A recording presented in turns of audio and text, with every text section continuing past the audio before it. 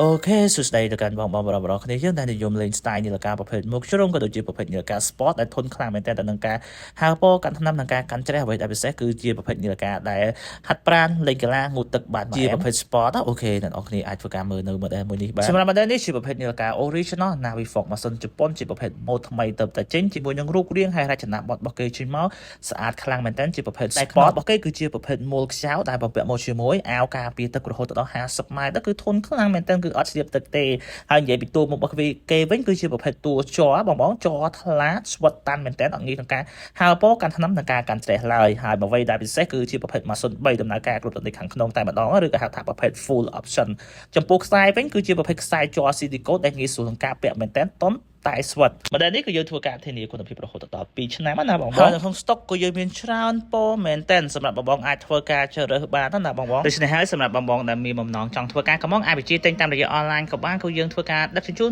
25ខេត្តក្រុងតែម្ដងឬក៏បងចង់មកមើលដល់ហាងផ្ទាល់ក៏បានដែលទីតាំងរបស់យើងមាន2សាខាទី1នៅខាងអគារបរិយាកាសាខាទី2នៅក្បែរផ្សារស្ទឹងមានជ័យចាស់ព័ត៌មានលម្អិតបងតាក់ទងមកកាន់ page ឬក៏ Telegram បានចំពោះ detail ពណ៌នីមួយៗបងអាចមើលនៅក្នុង comment ទៀតបន្ថែមបានណាអូខេអរគុណច្រើនសម្រាប់ការពេញចិត្តក៏ដូចជាកំងនាឡិកា Navi Fox